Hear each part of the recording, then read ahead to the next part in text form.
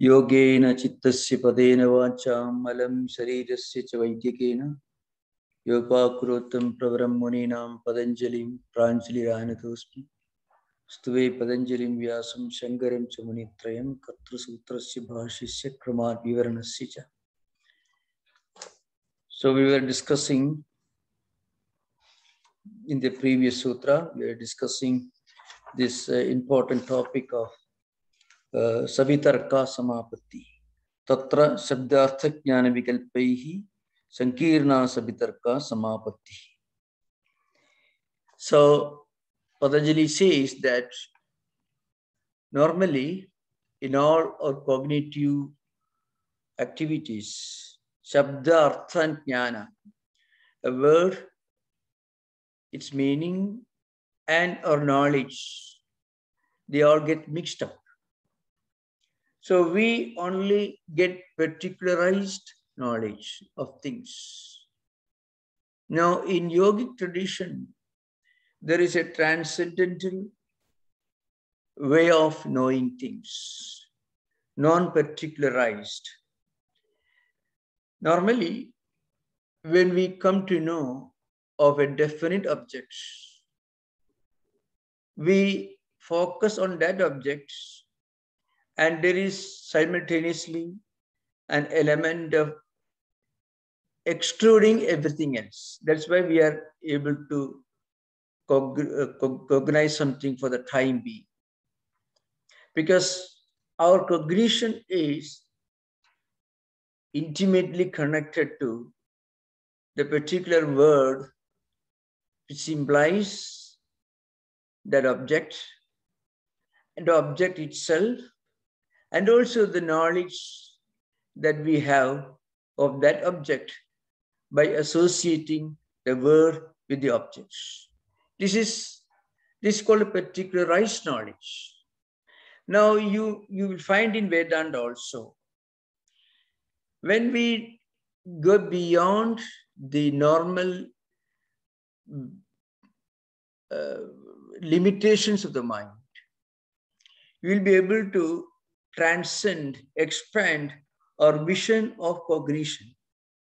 We will be able to understand the essence of cognition itself without involving a particular word, that is Shabda, and a particularized object, Artha. We'll understand it soon as we proceed further.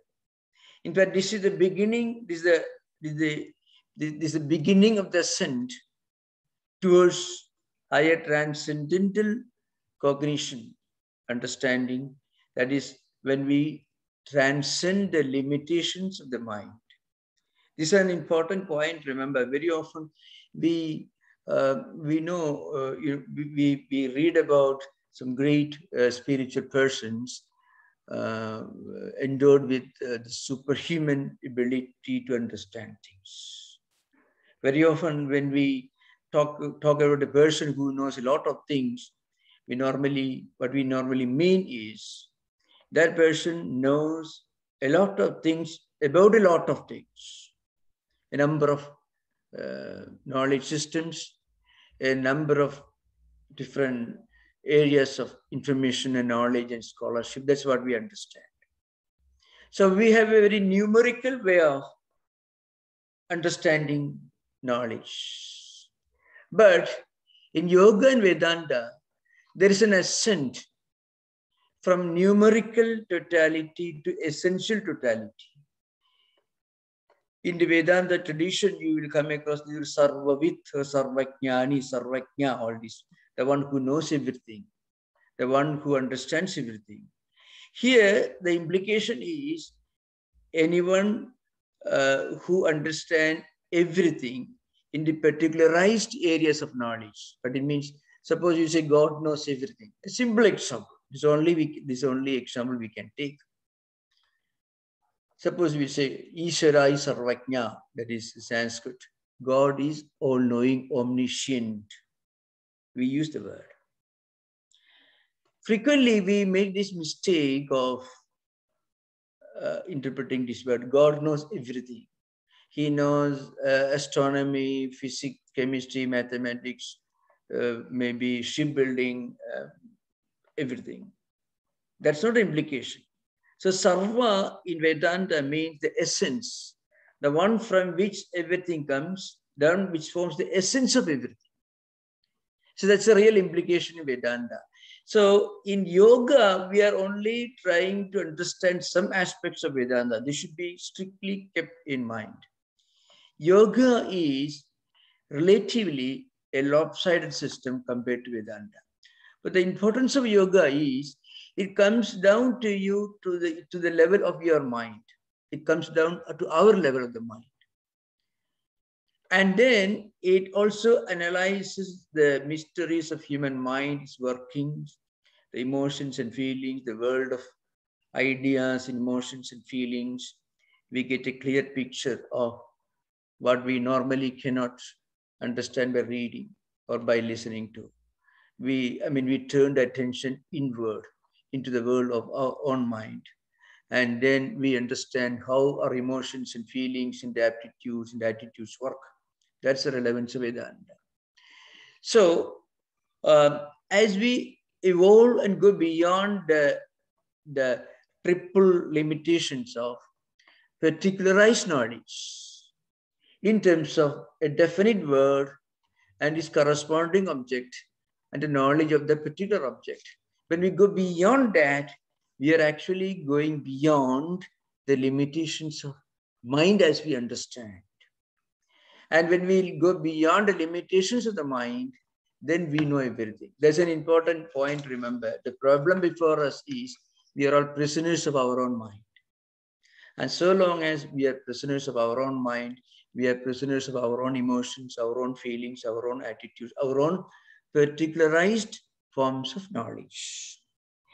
So in this particular sutra, especially in the 42nd sutra, Tatra Sabdartha Jnana Vikalpehi. So every understanding, every cognition, in terms of Sabdartha Jnana, in terms of word, its implication and knowledge, it is only Vikalpa. It is not the real thing. To give an example, well, a simple example may, suppose in front of us there's an object, let's say a book. We give it a name. The book has a name, or a word that implies that book, the word book.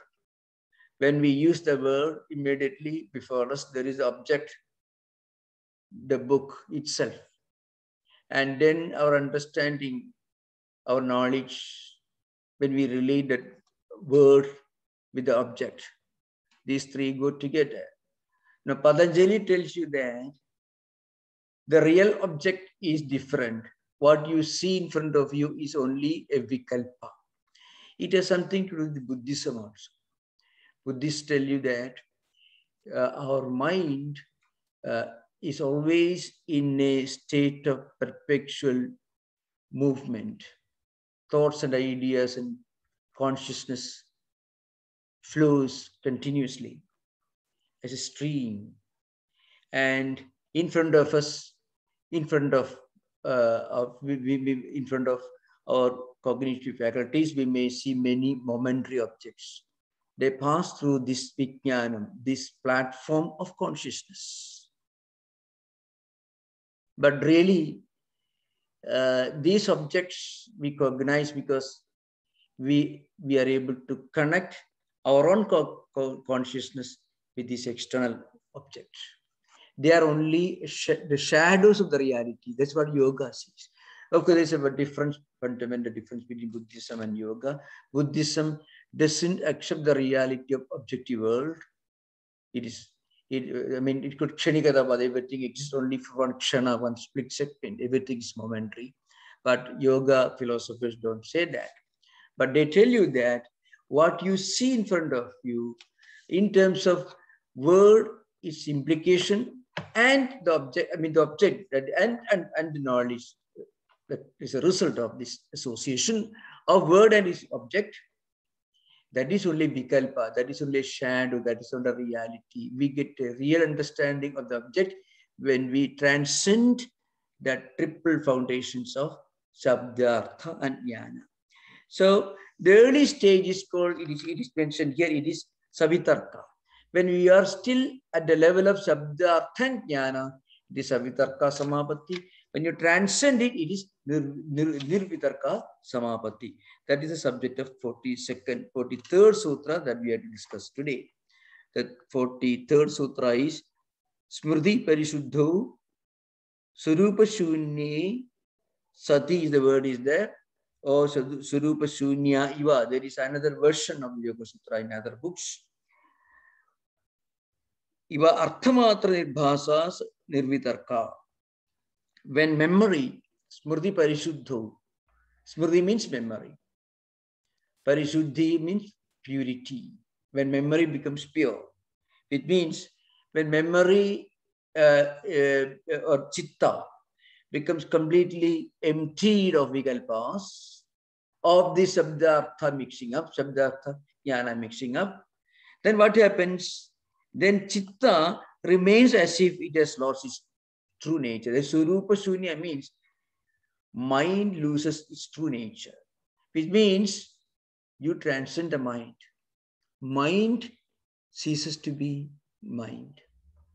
We have to remember, and it should be always understood, this is not a journey that takes place at the level of concepts and ideas.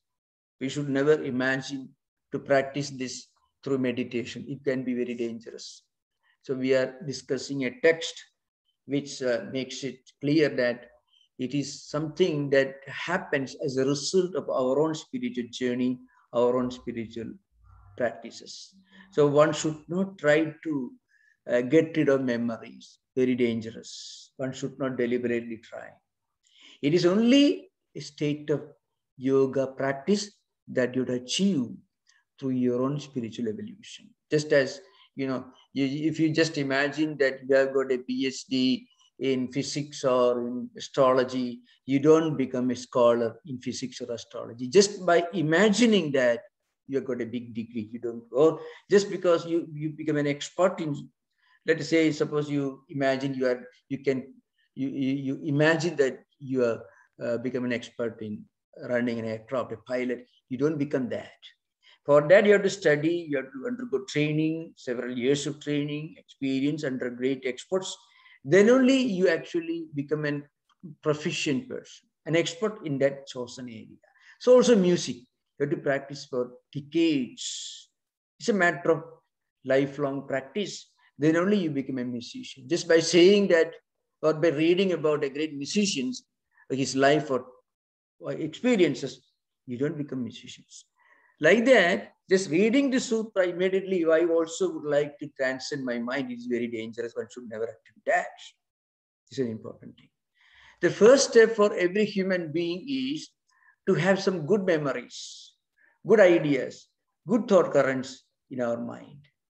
But here, Patanjali is talking about an advanced stage of spiritual practice, as mentioned as a result of these evolution practices in Yoga Sutra, which comes only to a person who has practiced for a long time. So one should be aware of this reality. It is not a state of choice. It is a matter of our own reaching that state as a result of our own growth and our own evolution. So Smriti Parishuddho means when our memory becomes purified. What it means is when memory becomes purified of vikalpas or wrong cognitions, then what happens? The chitta, it appears to have lost its own natural state. That's the meaning of Surupa Shunya. Surupa means its own natural state. Surupa Shunya means losing its own natural state. Shunya means empty. What does it mean? Mind is naturally a changing, always in a fluid state, wavering. Always one thought comes, another thought comes, it continues flow of frequently conflicting ideas and thought current. That's what mind is. So that state of, that ordinary state of mind will change. It means mind will become steady. So mind ceases to be mind, or mind becoming something other than the mind. The real meaning is you transcend the mind, you go beyond mind, which means you go beyond waverings of the mind, you go beyond these fluctuations of the mind. That's the implication. It means your mind becomes stable, tranquil, peace. That's the meaning here. Again, we have to remember, it is not the result of any imagination. It is the result of spiritual practices. As we mentioned earlier, one should always, first of all, try to practice some fundamental, essential disciplines, which are both moral and also spiritual in nature. That is, non-violence, ahimsa, then truthfulness, then having no greed or desire for things that belong to others, asteya, so technically called non-stealing. That's a translation. The implication is, well, even the thought of procuring something that doesn't belong to us, that belongs to somebody else, even the thought should not cross our mind. And in purity of life. Purity of life is very much implied here. Brahmacharya means purity of life. Emotions, feelings, thoughts, imaginations, all should be pure. And again, total freedom from possessiveness, so to speak, aparigraha. These are 5 fundamental disciplines, just spiritual and moral disciplines. When we practice these disciplines, 2 things happen. That's a very important thing to remember. First of all, the doors opening to negative channels are closed. When you practice, let's say, ahimsa, non-violence, what happens? When you practice it, the doors opening to negative channels are closed. What happens is, after yamas and niyamas, when you practice asana, pranayama, pratyahara, dharana, all these disciplines, up to 6th, dhyana, samadhi, 7th and 8th. Up to dharana, which is the 6th discipline, you are going through this intense discipline, physical, psychological, and also spiritual. And of course, moral, that's where you begin. So moral, physical, psychological, and spiritual disciplines. That's what we are doing. So the first step is itself non-violence, ahimsa. The natural extrovert mind will always flow through violent tendencies, wrong, negative tendencies. That tendency, that natural state of human mind should be blocked. And mind should be turned to something else, something higher. That is ahimsa. That is non-violence. So violent tendencies get completely destroyed, or they become non-existent, and non-violent tendencies, ahimsa, takes its place. So any channel that opens to negative, that is violent tendencies, blocked when you practice non-violence. So also when we practice asteya, the natural human tendencies, possessiveness and greed, will disappear. And then purity of life, which helps us a person to practice, to conserve his natural, spiritual, physical, and mental energies, resources. And again, when the person becomes totally free from greed, desire for things, aparigraha. When these disciplines are perfected, what happens?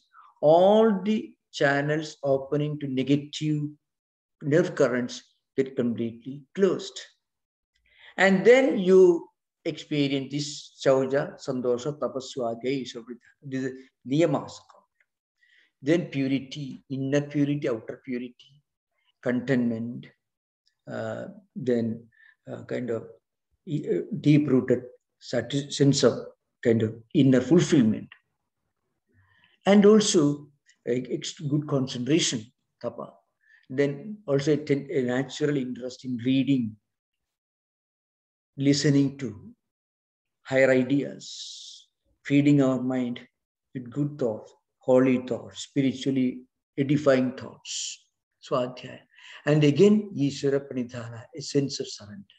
Patanjali uses this term twice when he describes Tapaswadhyaya Ishvara Pranidhana, the first step, the kindergarten, and also as a means, as a method for developing higher concentration.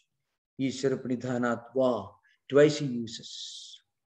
So in both ways, this Ishvara Pranidhana has got a great psychological significance. If a person can devote his whole life, energy, thoughts, everything to a sublime purpose, what happens is he purifies his mind, his energy resources. Whenever he does something, the thought of higher purpose. If a person is a believer in God, Buddha was not, but Buddha was a great yogi, no doubt about it. And of course, many of the great devotees in different religious traditions who practice self-surrender to God, they all became yogis. So frequently in the Yoga Sutra, you find Ishvara Pranidhana Dva. It attracts a lot of attention from commentators, Vijnana Bhikshu, and then Vajaspati, and of course, Rajamata and Rajodhari, King Bhoja. In all their books, in their commentaries, they emphasize the psychological and spiritual significance of Ishvara Pranidhana, surrender to God. It's a very important thing. It completely changes our whole attitude. When there is a problem, we can go, it's God's will, finished. The problem is gone. When everything doesn't happen according to or up to your expectations, God's will, finished. Problem is over. On the other hand, if you don't believe in God, as a Buddhist did not believe in God. Some of them were great yogis. They say it's for the good of the world. So when you bring in this Ishvara Pranidhana, this self-surrender ideal, immediately nothing remains on your head, on your shoulders. The huge burden that you feel was sitting on your head suddenly disappears, because immediately a millimeter gap between the heavy burden and your own skull, which means it is not sitting on your head. There is a millimeter gap. So what happens? You don't feel the heavy weight of the burden. This is the psychological significance of Ishvara Pranidhana. Wow. When you practice this, what happens? Your energy resources flow into positive channels. And then asana, pranayama, and pratyahara.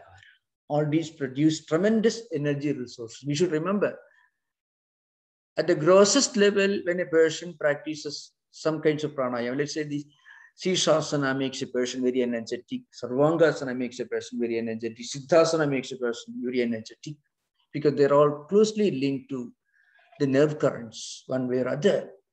So immediately you feel a lot of energy.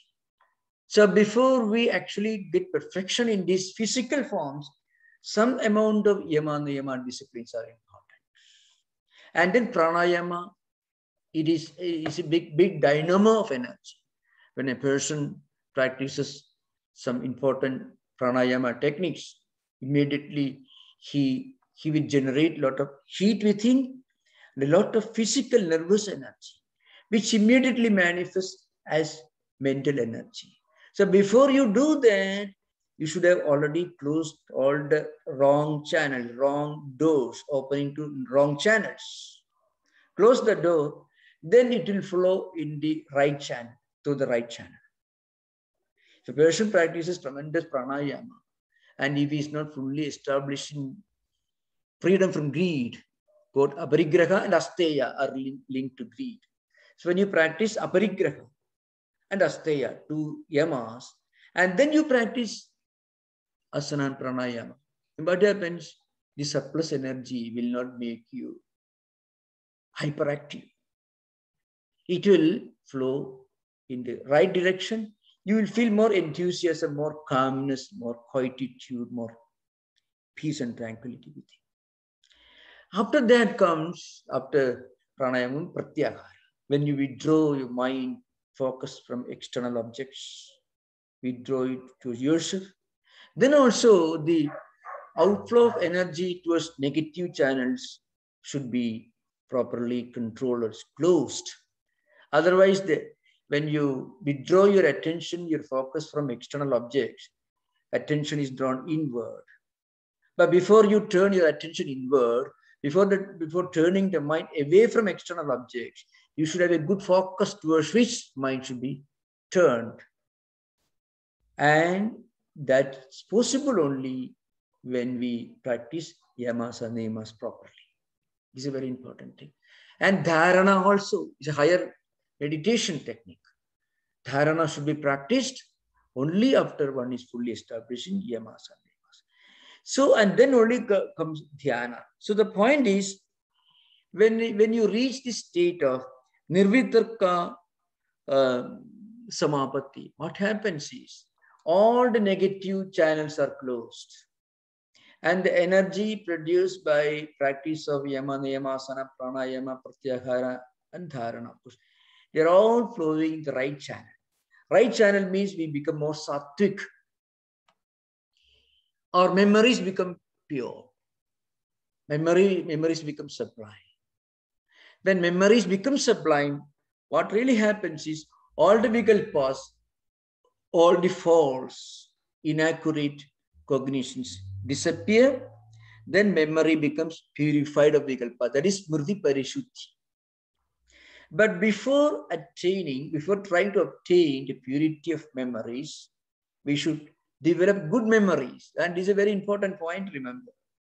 One should have a good stock of good memories to bring back to our mind. That's an important thing. Then in the Ishavasya Upanishad, there is a mantra which I quoted earlier.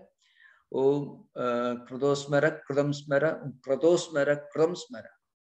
So a mind, a dying man, a man who has led a very good life, spiritual life, he has reached his last moment, and then he prays to his own mind. A mind, think of all the good deeds you have done, all the good samskaras you have generated. Every person should try to keep at least a substantial store of some good memories that he should be able to bring back to his mind when he is leaving this body. Otherwise, the problem, you can ask any doctor, any hospice nurse, you can ask them what happens if you don't try to store up some good memories, good samskaras. So that's why a dying man is praying to his own mind. Your mind, think of all the good deeds you have done, etc. So the first step is to develop a lot of good memories. And good memories can be developed by doing good actions, speaking good words, trying to feed our mind with something sublime and pure. They will push away the wrong memories, wrong impressions. And in their place, you have a lot of good memories. And after achieving a lot of good memories, then you will be able to go beyond memories. That's an important thing. So long as we have conflicting memories in our mind, we will never be free from the torment of memories. The first step is to store up a lot of good memories. When you look back, you should be able to smile at your own life. And then we should be able to go beyond memories. That is smriti parishuddhi. The word is very important. Remember, its literal meaning in any dictionary or Apte or Monier-Williams, it won't give you the meaning as intended by Patanjali. Patanjali here means, smriti parishuddhi means, what happens is, a state where you'll be able to transcend your own mind. It means you'll be able to transcend the fluctuations of your mind. The mind becomes free from all fluctuations and conflicts. And when mind is free from fluctuations and conflicts, then mind is not mind. Because mind remains a mind. Mind remains the mind only when it is full of fluctuations. Transcending the mind, going beyond the mind, means you are actually going beyond conflicting thought currents. That's why Surupa Shunya Ivar. And this happens when you achieve Smriti Parishuddhi. Then what happens? Artha Nirbhasa Nirvitarka. then what happens? Whatever we are focusing on, it shines in our mind. In our mind means in our system. We'll be able to recognize it without its association with Shabda and Artha. And this is called Nirvitarka Samapatti. So this sutra describes the direct experience of the real nature of objects. Real nature of objects means your understanding the object minus is Shabda Artha Jnana Niksha. That's the idea behind. In Savitarka Samapatti that we discussed earlier, the objective concentration is a vikalpa, which means it is not real. That's why a yogi, when he reaches this level of spiritual growth, he will be seeing everything in his pristine purity, in his true nature. That's because his smriti has already become pure and has gone beyond the mind.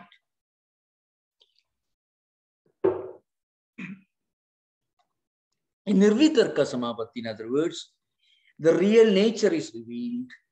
In Savitarka, the knowledge is always mixed up with Shabda and Artha. In Nirvitarka, the knowledge is direct and true. This is the psychology of direct perception. You may call it, let's say, the real knowledge. Now remember, this is the real implication of many of the stories that we hear about great spiritual teachers who knew so much, because they transcended the limitations of the normal mind. And when they transcend those limitations, their mind acquires a quality where it perceives things directly without mixing up Shabda and Artha. In the technical language, we can say there's a gradual ascent. The gradual ascent, a scientific point here. In Savitarka, what is called the grihita, the knower, and the grahana, the sensory, the process of knowing things with senses, are already eliminated, but the known alone shines. And that known is a vikalpa. But in Nirvikalpa, what happens is that absolute reality is revealed itself. In other words, what happens is, in this sutra, the implication is, when a yogi is meditating, he is cut off from all kinds of vrittis and smritis. So that's an important thing. When we don't practice yoga, and when we reach this level of yoga practice, we will be always knowing things, moving in the world of vrittis and smritis. Vritti, as we know, vrittis are nothing but the residual impacts or effects of all the actions that we have done consciously. Of course, unconscious actions also produce vrittis and memories, but of a different category. Whenever we do something with full awareness, involving our mind and the sense of perception, that experience will produce a residual effect, which is called vritti, which becomes a concentrated psychological phenomenon called samskara, which Vyasa interprets. To give you an example, when we speak a word, that word, the actor speaking a word, has one effect. The listener hears the word. After that, the listener is gone. We are also somewhere else. But the listener has heard this word, something registered in his mind, which remains there even after has stopped hearing this word. And after we have stopped speaking this word, then also in our mind, speaker's mind, also something is registered. The residual impact is called vritti, that we should remember. And smriti or memory is one of these vrittis. Vrittaya panchadaya, pramana viparya vikalpa nidra smrtaya. We already discussed earlier. There are 5 types of vrittis. Pramana, viparya, vikalpa, nidra, smrtaya. Smrtaya means smriti, plural. So smritis or memories are also vrittis actually. When a yogi reaches this level of smriti parishuddhi, what happens is he is freed from all kinds of vrittis. Of course, some smriti will remain, but actually the smriti will be completely emptied of all vikalpas. When smritis become totally emptied of all vikalpas, then it is no more the smriti or memory as we understand it. It is only a shadow of that memory. No, and then what happens? All the vikalpas, all wrong cognitions completely disappear from the memory. Then the real object shines in his system. This is the mysterious the explanation of the mystery of yogi understanding everything. So frequently we read in books, in Vivekananda's life, you read that he could learn a lot within a very short time and then remember things. It's because mind reaches that level of subtlety where you can cognize things not associated with shabda and artha, but you can directly connect with jnana. Then it is called this nirvitarka samapatti. After this, Patanjali takes up another sutra, which is 44th sutra, which we need some explanation.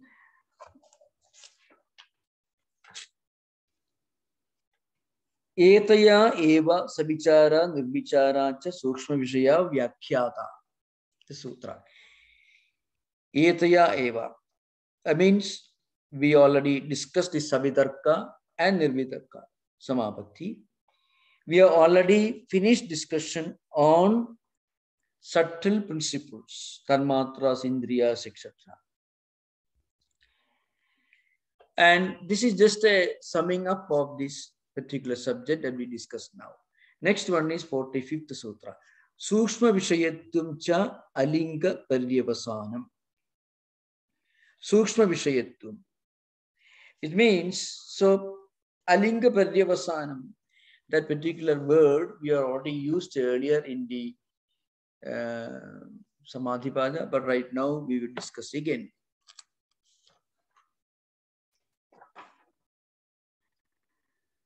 The subtlety of the objects extend up to alinga mula. Okay, now alinga mula means when a person reaches the level of understanding the mahat tattvam.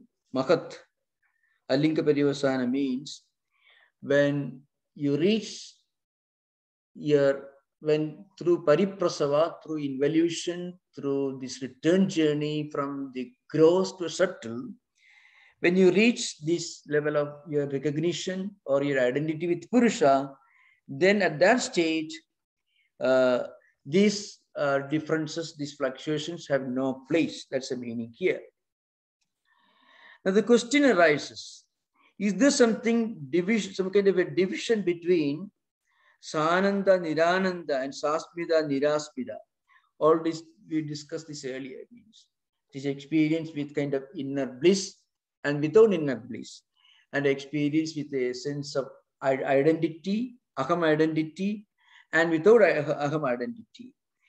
So Patanjali continues the discussion, giving more details to this. 46th sutra is Ta eva sabija samadhi.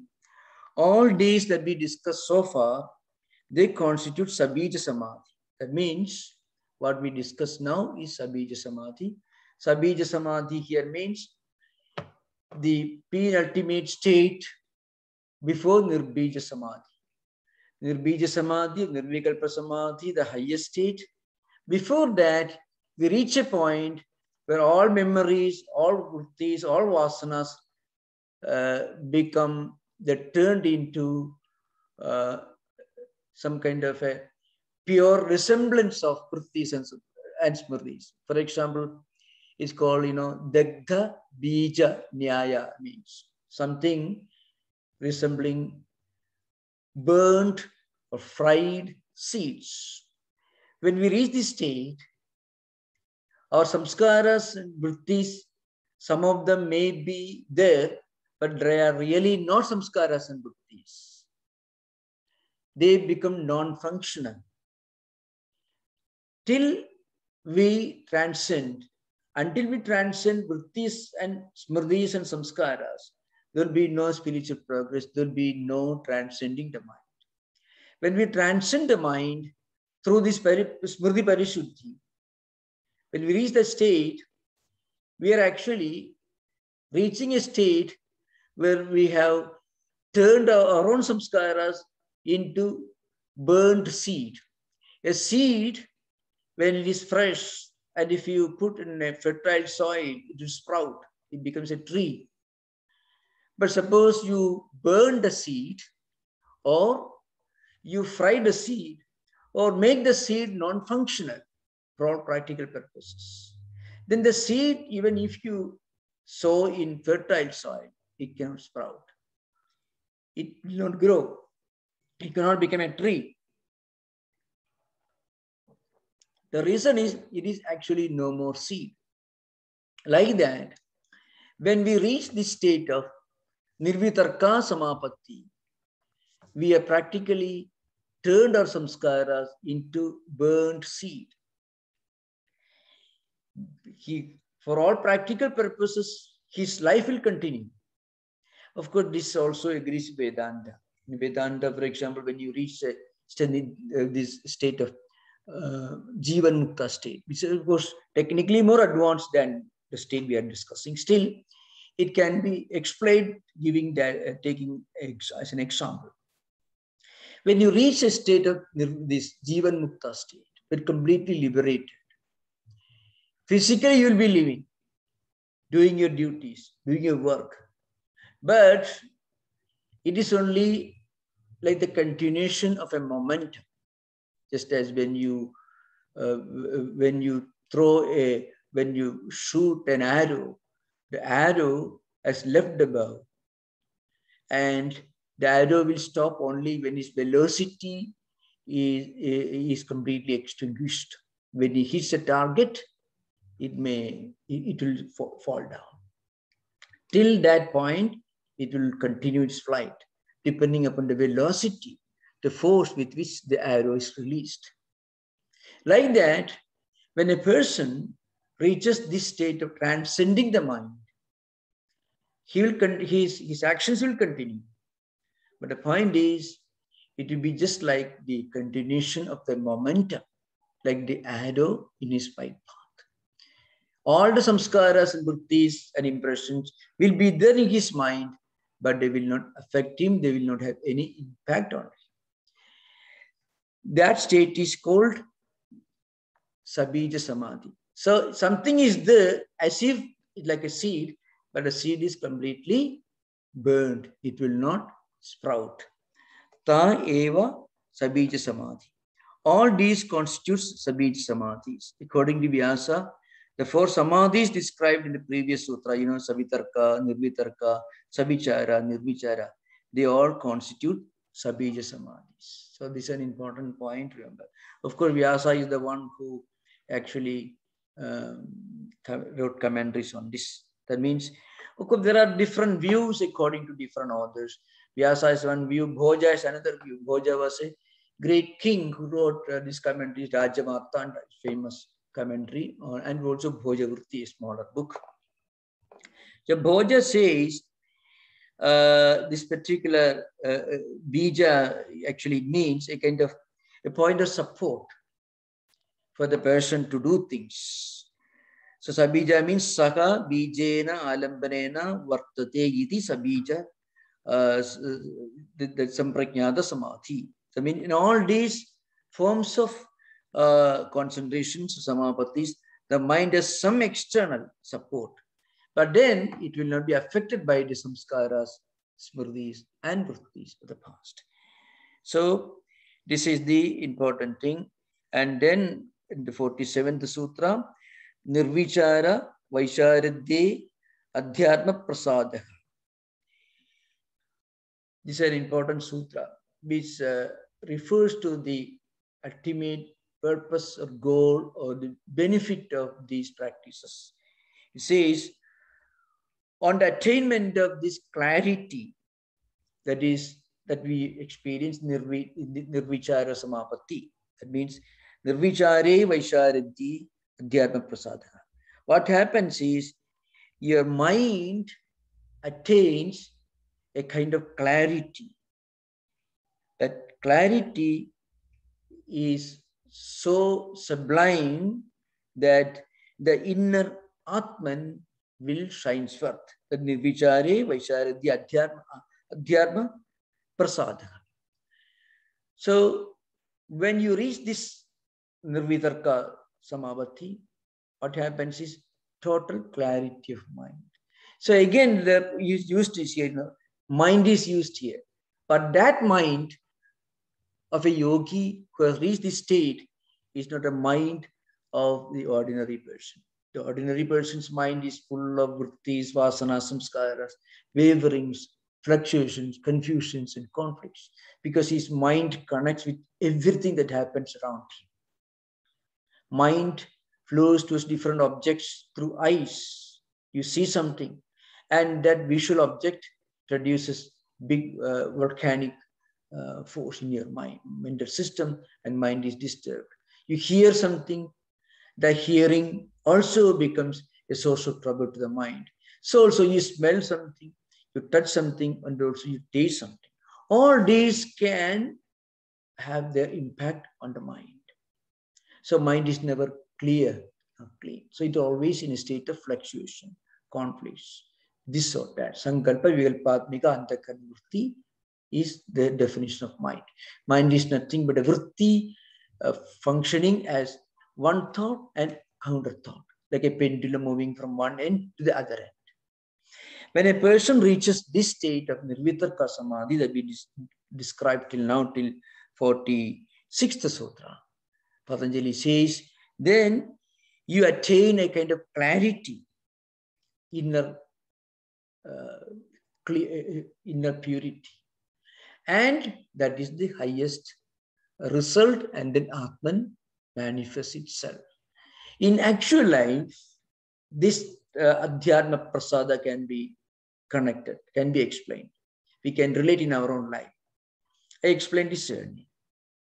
Let us say, when we do something really effective, really sublime, with a sense of pure purpose, let's say, without any selfish purpose, without any selfishness, without any selfish motive. That action, it could be a word that we speak, that's an action. A thought that we think, that is also a kind of action at the mental level. All these, any of these actions, when it's totally pure from any, free from any kind of selfish motive, it will have a kind of inner, it will produce a kind of tranquility and peace, a sublime, purifying effect, result in the mental system. This could be experienced by anyone.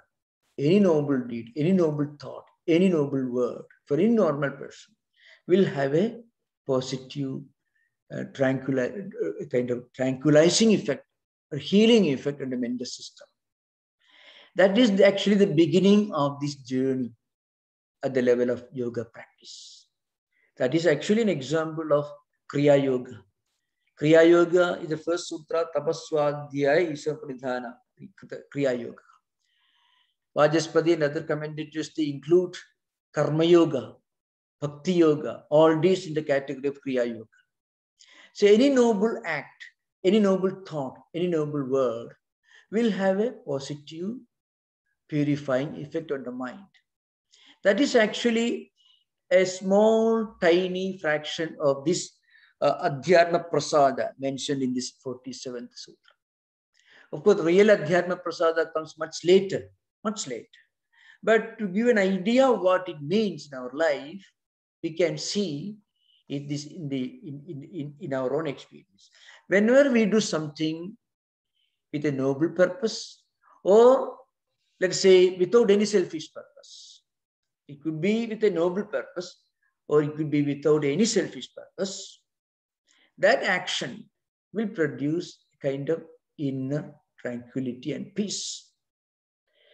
That is the kindergarten of yoga practice. That's the beginning of our journey or quest for this Adhyatma Prasada mentioned in the 47th Sutra. Of course, the complete tranquility and peace comes only when this Vaisharadhi, Nirvichare Vaisharadhi, and attainment of clarity in this Nirvichara state, or when the clarity of mind is attained in the Nirvichara state, what happens? Then the Atman manifests. So any kind of this inner feeling of fulfillment, peace and tranquility is a manifestation of that shining of the Atman within. That the beginning of journey in our search for this Adhyatma Prasada. So after this, we'll conclude today. You can have interaction. You're most welcome. This subject needs more discussion. I shall take up the commentaries in the next session because this should be done gradually. Okay, you're most welcome to ask questions. Yeah.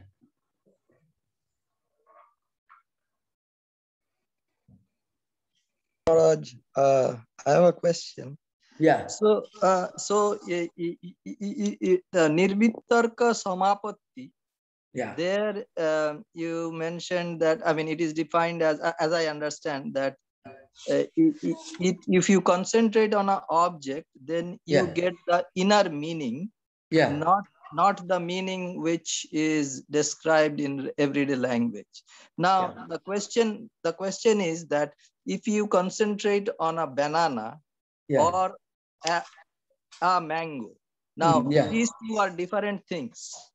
Now, so the thing is, the inner meaning of a banana and the inner meaning of a mango to a yogi, will that be different, or is that the same? Yeah, okay. The question, I have to clarify one point, then you can understand the implication. See, when a person reaches a state of cognition, that is in simple language, when he's able to cognize something, then of this state, Nirvitarka Samapatti, then he's able to cognize things without associating these objects with the Shabda, Artha and Jnana, mixing up. Pure Jnanam alone remains there. This is an important thing. So, yogi, how the yogi perceives this is not in terms of differences with regard to mango, banana, etc. His understanding of the object will be only as a mystical idea. He will not focus on the shape of the fruit or anything like that. Actually, the cognition mentioned in this sutra cannot be understood if you compare it with normal human cognitions like bananas, mangoes, whatever it is. No. Here, the cognitive faculties are transcended to the level of cognition of external objects, empirical objects. Is it beyond empirical? At that stage, he won't be, he will not even bring his mind to the level of cognizing these objects as we understand, as normally we understand. That's an important thing to remember. Yeah. Will he have control over that object? Like he will have complete control. Yeah, complete. Actually, he will not use it. As a result of a yogi insert towards this Nirvitarka Samapatti, he will have already acquired a lot of skills, what we call Vibhuti. We already discussed the Vibhuti Pada, we discussed. But he will not be worried about it, he will not be using it. Some yogis use it, some don't use it. That's why sometimes you find when Sri Ramakrishna, for example, met the Trailinga Swami in Benares. Trailinga Swami is supposed to have lived for more than 300 years. And of course, there are references in the travelogues who came to Benares in 18th century, who met him, and Sri Ramakrishna visited him, maybe I think in 1870s, I think so, sometime around that, 1870s most probably. I can't remember the exact year. So this yogi, he was a great yogi. He lived for hundreds of years. It is recorded. Now, when he was coming towards him, he already knew. Actually, there were some devotees around him. And after some time, he suddenly stood, he sat up. Then he asked them, you move away. He was actually anticipating the arrival of a great spiritual person. And he knew that somebody was approaching his tiny hut under the earth, which was living there, this Trilinga Swami. And Sri Ramakrishna came. Now, what was the cognition he used there? What was the cognition used? Or another example I can give. See, Shankaracharya, you can imagine, this is something, these books are right in front of us. All the 10 Upanishad commentaries, Gitas, then 65, I mean, incomparable Sanskrit poetical works, Brahma Sutra, all these are in front of us. And we know this same Shankaracharya traveled all across India. If you go to extreme Tripura, beyond Bangladesh, their history also records Shankaracharya's visit to Tripureshwari Mandir. Of course, the monastery he founded is there in the extreme west, in Dwaraka, and extreme south. There are many monasteries, places associated with Shankaracharya, many temples actually built. We see Kanji temple, all many of these temples, he modified the rituals. And extreme north Indo-China border, Badrinath. Now, we all know, a historical person, there is nothing mystical, there is nothing mythical about it. Now, how do you imagine a man in 8th century walking all day from extreme south, extreme north, and east to west, and writing all the most profound books, which today Pandits take 40 years, 50 years to study and then debate and think and understand. Still, you can find, if you go to India, old Pandits, fat, pot-bellied Pandits, 40 years, 50 years, spending their whole lifetime studying and debating what's the meaning of this statement in Shankara's commentary, what's the meaning of that statement. There is a big debates and controversies on the meanings of some words that he used. And not just philosophical classics. The most wonderful, spiritually elevating devotional poetry came from the same person. And he was the one, actually, the pujas, the rituals that we do, his creation, temples that he built and modified. And then debates all over the country. He debated with the greatest scholars, Buddhists, Mimamsakas, Sankhyas, Yogis, and so on. And everything over within 32 years. Now, what was the kind of mind that he had? And remember, he never had a book with him when he wrote books. The Vedas that he commented upon all were in his head only. You'd be surprised. Before Shankara, the Upanishads were not so clearly distinguished as separate, compact, canonical literature.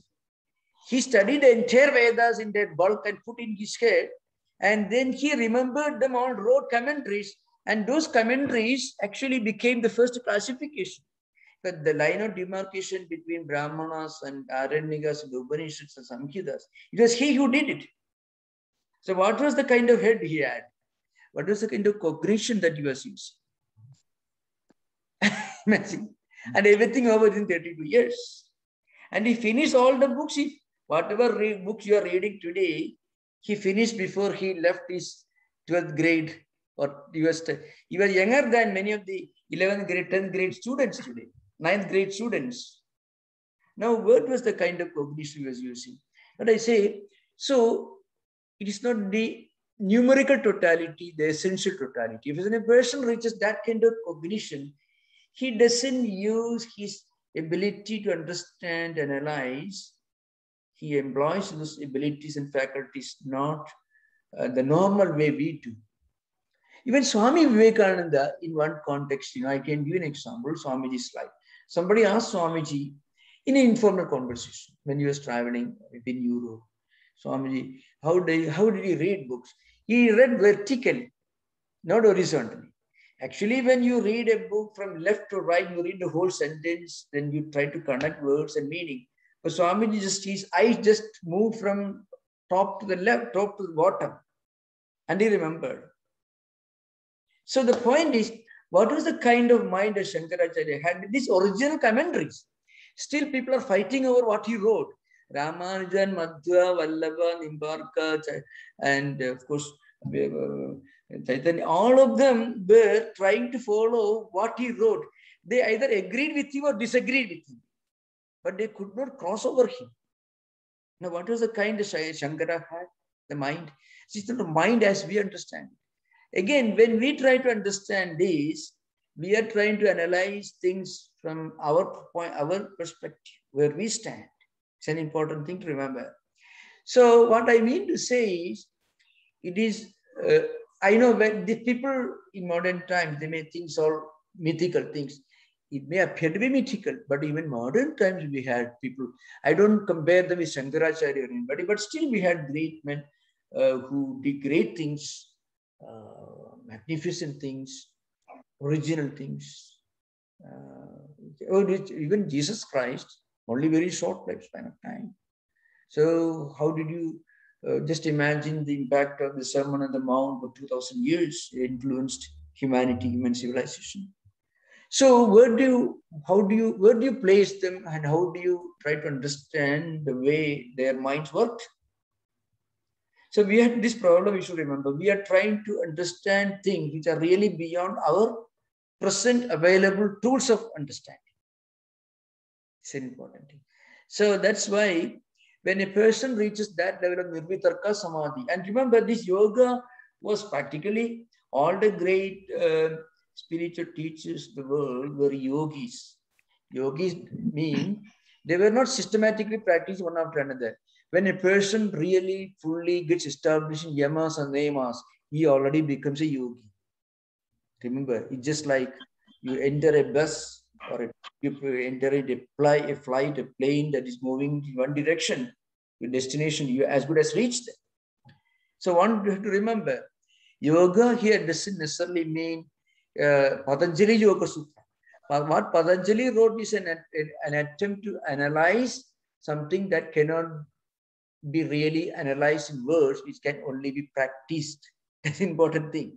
Ahimsa is not a word, ahimsa. Ahimsa is a spiritual, moral, ethical discipline.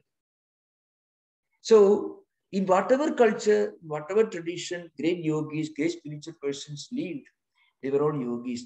And naturally, as a practice of the yoga disciplines, their mind acquired certain qualities, certain unique faculties.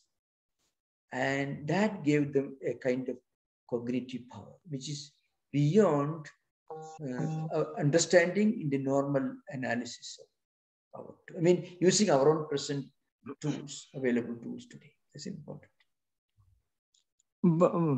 But according to Shankaracharya's own words, did he ever explain in what state his mind was? He didn't explain, yeah, but there is a statement, and more than once a statement. Shankaracharya writes, he never wrote anything that he himself had not experienced. Shankaracharya's Bhashya contains words, sentences. He never really wrote anything that he had not himself experienced, especially in Advaita, when he deals with Advaita experiences. So if you analyze today the amount of work they did and the impact of what they did, do you think that it is possible for a normal human mind to do that? Is it possible for a normal human mind to do that? That's what I'm saying. Normal mind, man, let's say 140 IQ, let's say 150 IQ, very brilliant, very. Do you think such a person? There are many people in this world. So it is not even IQ. We cannot even understand or analyze these in terms of IQ. That's an important thing. So maybe in course of time, we may acquire, we may develop certain tools that go beyond the tools that which are available today. See, today we won't be discussing Vedas without Shankara. The Upanishads constitute the essence, the philosophical portion of the Vedas. The Upanishads never had, nobody knew what these Tattvamasi, Ahamaham, Brahmasmi, all the Mahavakyas, what they really implied in terms of spiritual experience. Nobody knew before Shankara wrote commentaries on this. I'm just giving the example of just 4 Mahavakyas, which together can be written in 2 lines of a book. Even the Mahavakya, Aham Brahmasmi, the Mahavakya, if you read the commentaries at the English, if you read the profound interpretations and the spiritual implication, nobody knew what they before Shankara wrote a commentary. Before Shankaracharya entered the scene, there were commentators who wrote some little commentaries, Mahidhara, and just a few, not too many. But they gave a very, very limited, not a fully philosophical, spiritually elevating interpretations of some of the Veda mantras. But the whole thing he classified in his head and wrote commentaries. Even Gita, I gave this example, Gita. We won't be discussing Gita today if Shankaracharya not in a commentary on this. I'm giving one example which everyone knows. There are other examples. Yeah. So we are trying to analyze things which are really beyond our power of analysis. So that's the point. Yeah, we are missing one thing. How to make a Shankaracharya. See, no, of course. We didn't worry about it. One is good enough. Okay.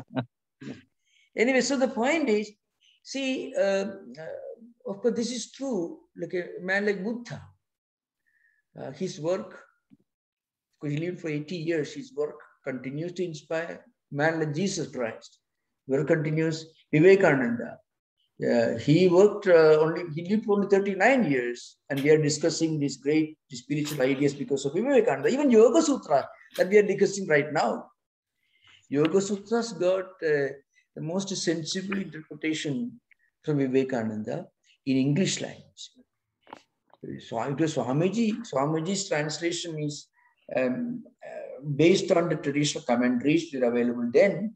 If you want to get an example of the uniqueness of Vivekananda's interpretation, you read the Harvard-oriented series, literal translations of some of the commentaries, which really, you read it, you won't be able to read for long, but you won't be able to make a meaning out of it.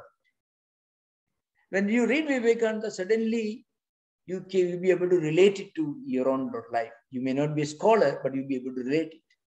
So there's a personal, intimate touch. He just brings it and connects with your mind. He brings it right to our times, into our life. So that's a magical touch of great yogis. They were born in different traditions. I have found similar examples in the writings of the Saint Teresa of Avila, the inner caste.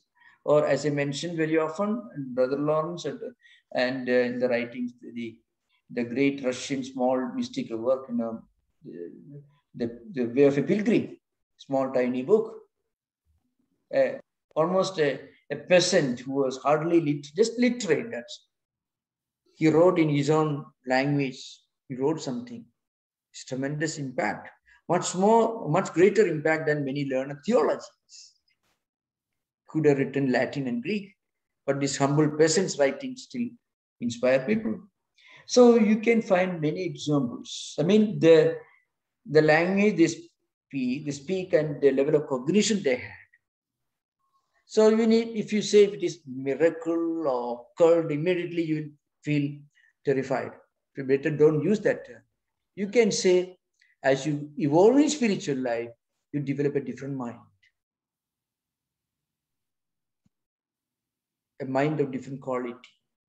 And that's the result of transcending mind as we understand in our terms. the higher mind. That's what he means here. Very difficult to connect with this. So that's why I'm giving some examples. Bobby, you have anything to say? Maharaj, Yogi, I do, but Yogi has his hand up with another. Please, Yogi, please. Pranam, Maharaj. The Samapatis or Samadhis, I understand both are similar words or equivalent.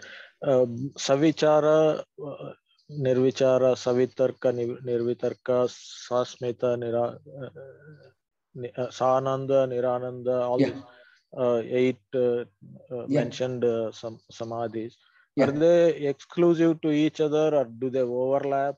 For example, in Savitarka Samadhi, is there Ananda or something like that? Yeah, Ananda is there in varying degrees. As we advance, we move from one level of Ananda to another level of Ananda. Ananda means bliss. That the bliss is present in all the stages of spiritual evolution, yoga. So there is a difference in degrees, not difference in kind. I shall discuss maybe elaborately the next class. Okay.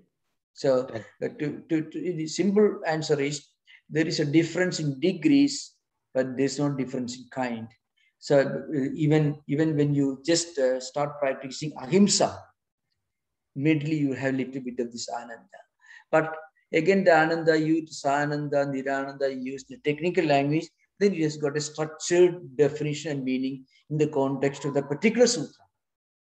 But take it out of that particular context, then you find every stage presents a degree of ananda, some degree of ananda, inner bliss. That begins right the moment you enter into yoga, either through Kriya Yoga, that's one path, or the practice of ahimsa, the first of the yamas, which means the first item in the entire Ashtanga Yoga. The moment you do that, you get this ananda bliss. We'll discuss this in the coming class. Okay? Thank you, Maharaj.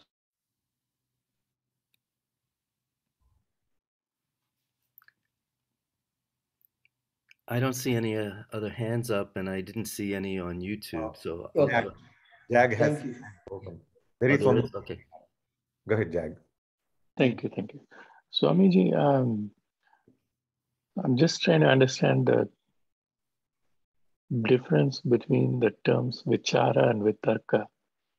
In my mind, vichara stands for inquiry and vitarka is deliberation. Am I correct in that? Yeah, of course, in the yoga system, in the technical yoga system, there is a difference. I know that some of these need little more elaborate discussions.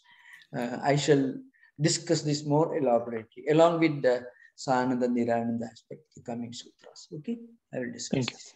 They need some elaborate discussions. Thank you, Swami. Yeah, thank you. I'm sorry, Jag, I didn't see the hand on the white background. So. Oh, that's totally fine. Thank you. Thank you. Maharaj, I have a question on, you talked about in the 43rd sutra, talked about the shunya, I forgot the word you used, samaya shunya, the going beyond the mind. And, Surupa shunya. Surupa shunya. And then you mentioned 2 other things about how important yamas and niyamas are. To reach, it's a state you reach naturally as a result. And then you also talked about Shankaracharya's writing on bhakti. So my question, maybe it will help all of us, is many times we get into just the Jnana Marga or even the meditation, but the supporting infrastructure, if I can call it that way, the following of the yamas, niyamas, and also Ishvara Pranidhana. I think those are very important in this journey. Just reading books or attending lectures or just sitting in a quiet place may not get us there. In fact, it can harm us more in that journey. Can you elaborate that, Maharaj? Yeah. No. It's a very relevant and related to the sutra that I discussed today. So I shall come to the subject directly. So the sutra is Smriti Parishuddho Surupa Shunya Iva Arthamatra Nirbhasa Nirvitarka. Okay. Now here, Surupa Shunya here it is a direct reference to human mind. Chittasya Surupasya. Chittasya, mind's real nature. Mind as it is normally. What is that mind? It's very wavering, fluctuating, like a pendulum from one end to another end. Continuous stream consciousness, William James called it, maybe. And this continuous thought currents, frequently disconnected. And when this disconnection becomes more manifest, you feel conflict all the more. Now, the point is, when by the practice of the yoga, you get freedom from these conflicts, then you are actually getting freedom from the normal state of human mind, wavering. Then mind actually loses its real Swarupa. Swarupa means, its own natural state. So, in other words, mind ceases to be mind. Mind goes beyond itself. Mind transcending itself. This is the essential meaning. And then I mentioned the importance of understanding the true meaning of this Smriti Parishuddhi. We should never try to empty our mind of all memories or impressions. It doesn't happen, and it can do even great harm to human mind. So the first step is to store up a lot of good memories, good impressions that become, as you mentioned in your own language, kind of structural support. And then you mentioned, that's a very important thing, I often mention in my classes. It is not a journey at the level of ideas or concepts. Ideas and concepts are important. Even a casual listening to some good talks on spiritual subjects like Yoga Sutra or Gita, wonderful. We should never neglect the importance of even casual listening. It is much better than casually listening to something negative, something undesirable. So even casually, even if you listen to some good noble things, it is not totally devoid of any beneficial result. It has a beneficial result. But again, as I mentioned, it is not a journey at the level of ideas. Because you read something Advaita, so let me transcend the mind. One should never try to do that. There are two problems. First of all, we may have the wrong idea that Advaita means just, I will rather be an Advaitin than something else. So I can choose that. The point is, it's a gradual ascent to Advaita. Gradual ascent means you don't lose the feet, your feet is still strongly fixed on Mother Earth, on Earth. You have a strong foundation support. You don't lose it. The person, and this happens to many people, such people can end up being a total atheist, kind of anarchy, psychological anarchy, like total confusion, not being able to believe in anything.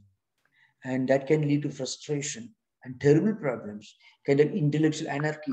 I cannot give a better example than Dostoevsky. He was a member of a very, very, very dangerous, I would say psychologically very damaging kind of group in mid-19th century Russia.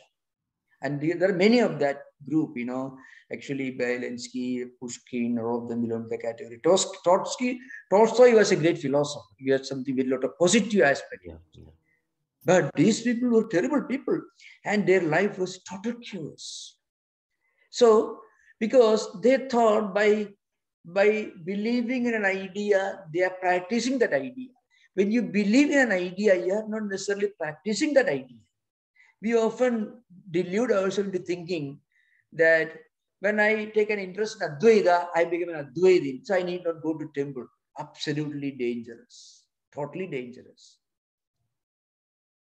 Even simple example is the greatest of Advaita philosophers, even dialecticians like Padmapada, Khandana Khandagadiya's author, Sriharsha, Chitsugacharya, the author of Chitsugi, Tattva Pradipika, all these great Post-Shankarite Advaita dialecticians were doing puja every day, praying to their deities every day, and chanting devotional hymns every day. Then they were writing books which taught you that you should not limit your religion to temples. You should go beyond temples. And they were going to temples every day. They wrote that. They wrote about Brahman, Maya, is beyond temples and rituals, everything. Why? Because you have a mind. You have the physical body and the mind. They need something. Shankaracharya understood that. The Shankaracharya who wrote the most, you may call it, in terms of dialectical language, the most outrageously challenging dialectical works. Even Khandana Khandaka, the post-Shankarite times, Sriharsha and others, every day they were praying their temples, every day they were chanting names, Ishwar Pranidhana Dva Pumsam Advaita Vasana. This term was used by Sriharsha himself. Without the grace of God, no one can develop an interest in Advaita. These are the lines written by the most cutthroat dialecticians of post-Shankarite times. So what it means is, it is very dangerous to mistake that when you believe in something, you have become that. I think that's a problem with Kant. There's a problem with Kant, Critique of Pure Reason. See, the problem with Kant and Eckhart is, Eckhart also spoke of these high Advaitic ideas. Eckhart is the Shankara of Christianity. But he was a strong believer in God. He believed in grace. Shankaracharya also believed in grace. Gadistum tameka bhavani. Bhavani Ashtakam. Oh, Divine Mother, you are the only destination. You are the only support. And the writer of all these great dialectical works, Shankaracharya, he shouts and moves all over the world, everywhere.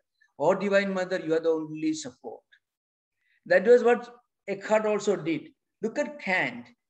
He could take critical practice, pure reason, thing in itself. And I don't think the man was completely normal.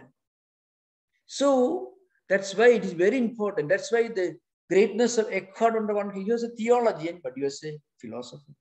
And Kant, the difference is, Eckhart had his feet firmly placed on earth. Kant was floating in the skies, moving with clouds. So nobody was benefited by what he wrote. He was a great intellectual, great dialectician. He demolished utilitarianism, the British empiricism, and so on. So what I mean to say, when you travel in the world of spiritual ideas, highly intellectual, dialectical ideas, you should have your feet firmly placed on earth. How do we do that? Never give up your own spiritual practices. So long as a human being has a body and a mind, he should understand that. That's why Advaita is not a denial of Saguna, Sakara, I mean the personal. Advaita is not a denial of the personal. Advaita is going beyond the personal. So even Sri Ramakrishna, Mother, Divine Mother, herself opened the door to Sri Ramakrishna to go to the higher Advaita experience. Mother herself opened the door to Sri Ramakrishna to go beyond herself. So, of course, if you read the Gospel of Sri Ramakrishna, you understand. So the point is, very often there is a great danger in deluding ourselves into thinking that spirituality is a journey on the plane of ideas and concepts. No, people make that mistake. Okay, thank you. The question. So we will conclude now. Om Shanti Shanti Shanti Harihi Om Tat Sat Sri Ramakrishna Pranamastu.